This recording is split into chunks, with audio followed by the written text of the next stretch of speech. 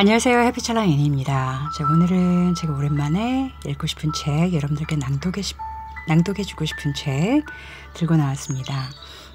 저는 이거를 항상 간직하고 싶은 거는 항상 책을 꼭 사는데요. 예, 신기율 선생님의 운을 만드는 집입니다. 제가 신기율 철학자님의 책이 두 권이 있는데요. 전에도 읽어드렸듯이 신기율님은 여기 앞에도 나왔듯이 저서로는 베스트셀러인 직관하면 보인다라는 이 책을 쓰신 분이세요. 직관의 철학자로 많이 알려주셨고요. 또 현재 사단법인 구루맘의 교육센터장으로 미혼 엄마들을 대상으로 수업과 상담을 하고 있으며 유튜브와 인스타그램을 통해 대중과 만날 수 있습니다. 그러니까 꼭 한번 신기율 선생님의 유튜브라든가 아니면 인스타그램 꼭 가서 한번 보시고요. 정말 활동을 많이 하신 분이세요. 오늘 만드는 집은 제가 가장 힘들 때 좀 공간의 중요성, 그리고 한창 미니멀리즘에 빠져 있었을 때 어떻게 해야 될까, 그랬을 때 살고 있는 곳을 정리하면서 그 공간의 중요성을 느끼면서 샀던 책입니다. 좀 읽어보면은 돈과 건강, 관계의 흐름이 바뀌는 공간의 비밀에 대해서 여러분들도 확실히 자기 나름대로 판단하고 느끼실 수 있을 거라고 생각합니다. 저는 개인적으로 좀 인간의 의지를 중요하게 생각을 하고요. 그게 모든 거를 또 생각의 힘, 또 의지의 힘이 운명을 많이 바꾼다고 생각하는 타입이라서 여러 가지 말도 있지만 이 책에서 특히 제가 마음에 드는 그 부분은 여러 이제 글들이 나오거든요. 저는 그게 참 좋아요. 공간을 잘 다루기만 해도 인생의 기운이 달라진다. 절대적으로 나쁜 터는 없다.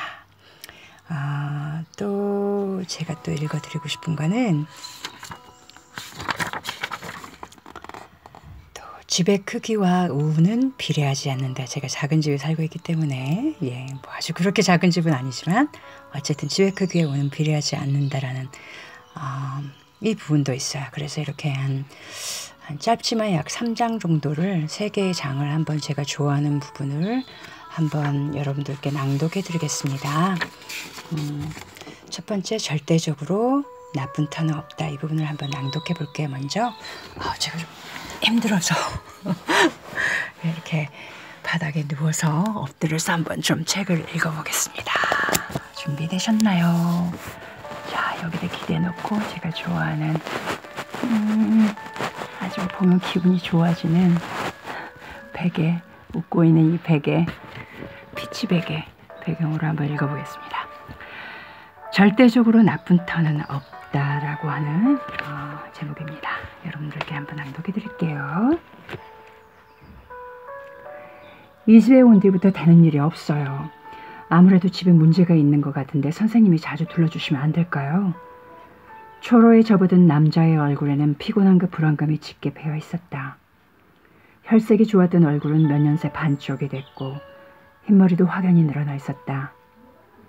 대기업 입원으로 승승장구하며 일하던 시절에는 나이에 비해 훨씬 젊어 보이고 늘 생기가 넘쳤는데 대체 지난 3년간 그에게 무슨 일이 있었던 것일까? 한강변에 위치한 그의 집으로 들어서자마자 베란다를 가득 채운 한강의 풍광이 한눈에 들어왔다. 조금 오래됐지만 상당한 금액을 주고 얻었을 것이 분명한 집이었다. 집안 내부는 안주인의 깔끔한 성경을 보여주는 듯 단정했고 흐트러짐이 없었다. 남서양이 볕도 잘 들고 한강이 한눈에 보이는 누구나 부러울 법한 이 집이 대체 어떤 문제가 있다는 것일까? 3년 전에 은퇴를 하면서 그동안 고생한 아내에게 경치 좋은 집을 선물하고 싶어 조금 무리를 해 이 집에 이사를 왔습니다. 그런데 그때부터 안 좋은 일이 한꺼번에 일어나기 시작했어요. 노후 자금을 마련하려고 나름 신중하게 투자했던 주식이 급락하면서 큰 손실을 받고 그 때문에 스트레스를 받았는지 심근경색이 죽다 살아났죠. 그리부터는 몸도 안 좋고 매사에 의욕이 없어서 방에 틀어박혀 있는 시간이 많아졌어요. 그러다 보니 자연히 집사람과 다툼이 잦아졌죠. 처음에 그는 그저 운이 없었던 것뿐이라고 생각했지만 언제가부터 집이 점점 불편해지기 시작했다. 외출했다가 집에만 오면 마음도 몸도 축축 처지는 것이 느껴졌고 그 감정을 아내에게 풀었다. 혹시 집에 문제가 있는 게 아닌가 싶어 관련 책을 찾아본 그는 뜻밖의 곳에서 원인을 찾아냈다. 그것은 바로 눈앞에 펼쳐진 한강. 저길 보세요. 이 아파트 앞쪽이 한강 물줄기가 흘러나가는 자리예요. 이런 곳은 돈도 건강도 물이 빠져나가듯 나가버려서 풍수에서는 흉지라고 한다면서요. 그걸 알고 나서부터 신경이 더 쓰이고 꺼림칙해서 이사라도 가야 하나 싶어요. 눈앞에서 완만한 곡선을 그리며 휘돌아 나가는 한강의 푸른 물결. 말없이 창밖을 바라보던 그의 얼굴에 불안감이 다시 떠올랐다. 혹자는 그런 그에게 요즘 세상에 무슨 미신 같은 걸 믿느냐고 마음이 약해져 잡생각이 드는 것이라고 말할지도 모른다. 그러나 분명한 것은 한강의 물살이 그의 불안, 우울과 공명의 마음속에 이미 어두운 한강 효과를 만들어 버렸다는 사실이다. 말씀하신 것처럼 이곳은 물이 흘러나가는 자리가 맞습니다. 풍수에서 물살과 바람이 거칠게 빠져나가는 곳은 사람의 재물과 정신도 함께 빠져나가는 살지처로 보는 경우가 많아요. 하지만 세상에 절대적인 악의는 없듯 절대적으로 나쁘기만 한터는 없습니다. 자연은 인간의 기준대로 좋은 것, 나쁜 것을 가리지 않는다. 저 강이 돈, 건강, 행운 같은 좋은 것들만 굳이 골라낸 앗아간다는 것은 너무나 인간 중심적인 생각이다. 좋은 것이 나간다는 것은 나쁜 것 역시 나갈 수 있다는 말이다. 어쩌면 이 집은 보이지 않게 그런 역할 역시 해왔을지도 모른다. 또한 세찬 바람이 빠져나가는 곳은 때로는 다시 비상할 수 있는 공간이 되기도 한다. 강한 맞바람을 맞을 때 연이 하늘로 날아오르듯 마음을 다잡고 버티면 나를 한 단계 성장시키는 수행의 집이 될 수 있다. 결국 동전의 양면 중 어느 쪽을 볼 곳인지 어느 쪽에 내 마음을 둘 곳인지의 문제다. 그러나 그는 내 말이 도무지 이해가 되지 않는다며 물었다. 그렇다면 사람이 마음먹기에 따라 흉당도 명당이 된다는 말입니까? 저같이 평범한 사람이 터의 기운을 바꾼다는 게 말이 됩니까? 물론 저 한강의 물길은 바꿀 수 없죠. 하지만 선생님이 살고 있는 집, 이 작은 공간만큼은 선생님의 힘으로 바꿀 수 있습니다.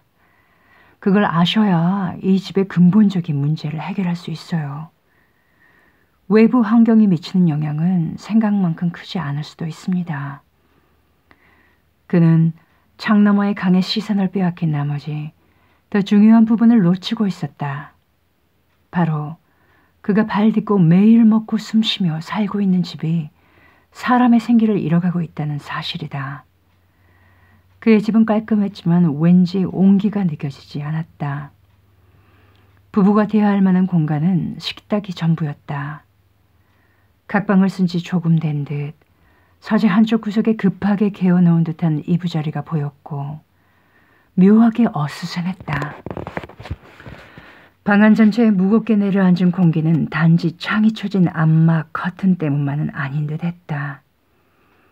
이 아파트에 사는 모든 사람이 그와 같은 힘겨움을 겪고 있는 것이 아니라면 이 집의 문제를 맞는 것은 결국 이 집에 사는 사람일 것이다. 우리는 공간에 대해 이중적인 태도를 갖고 있다.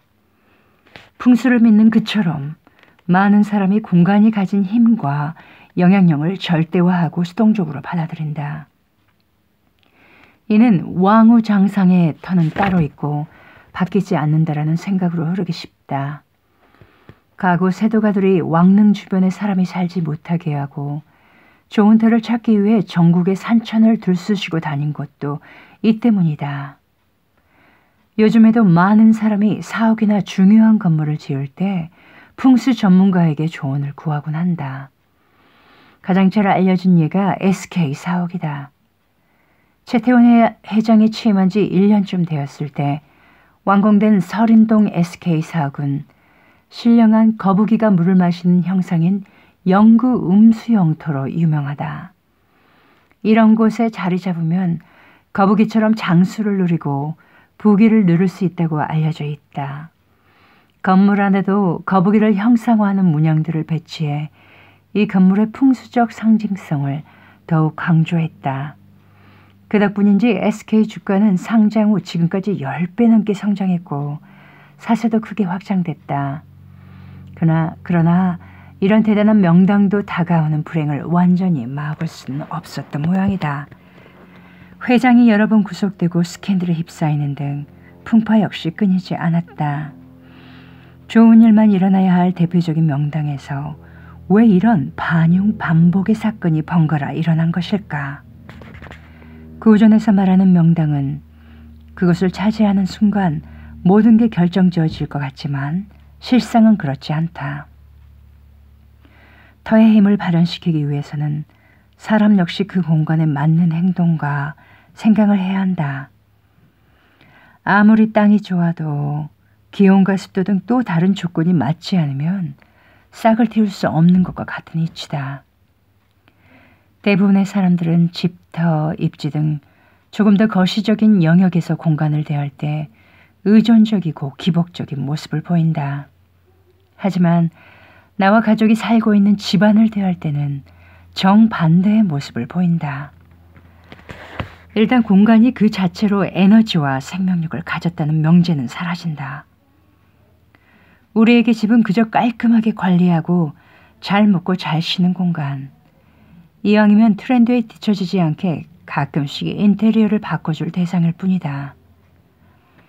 집안의 모든 구조물을 내가 마음대로 다루고 없앨 수 있는 콘크리트 덩어리로만 보고 있는 것이다.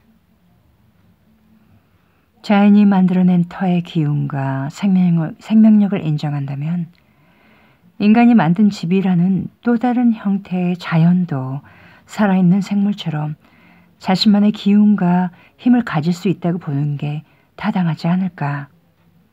그렇다면 집이라는 공간을 좌우하는 가장 큰 에너지는 과연 무엇인가라는 문제가 남는다. 나는 그곳에 사는 사람이라고 생각한다. 살아있는 인간이 만들어내는 삶의 에너지는 우리가 상상하는 것 이상으로 공간에 큰 영향을 미친다. 네, 역시 맞는 말입니다. 저는 이 책에서 이 부분이 가장 마음에 들었고요. 그래서 희망을 주고 너무 좋은 것 같아요. 역시 그렇죠. 살아있는 인간이 만들어내는 삶의 에너지는 그 인간이 만들어내는 삶의 에너지는 우리가 상상하는 것 이상으로 공간에 영향을 미친다라는 거예요. 여러분 역시 아무리 좋은 집에 살고 있고요. 큰 공간에 살고 있어도 역시 그곳에 살고 있는 사람이 중요한 것 같습니다. 사람이 만들어낸 그 에너지가 아주 가장 중요하다고 생각합니다. 그렇기 때문에 우리는 우리 스스로 정말 더 많이 수양하고 좋은 긍정적인 에너지, 또 밝은 에너지, 힘이 있는 에너지, 그런 에너지를 만들기 위해서 더욱더 노력해야 될 것 같아요. 그래서 더 많은 책들을 읽고 이거 같은 운을 만드는지 이렇게 좋은 책들도 읽고 여러 좋은 영상들을 보면서 계속해서 우리를 좋은 쪽으로 수양하고 그렇게 밝은 쪽으로 긍정적인 방향으로 나가게끔 열심히 노력해야 될 것 같습니다.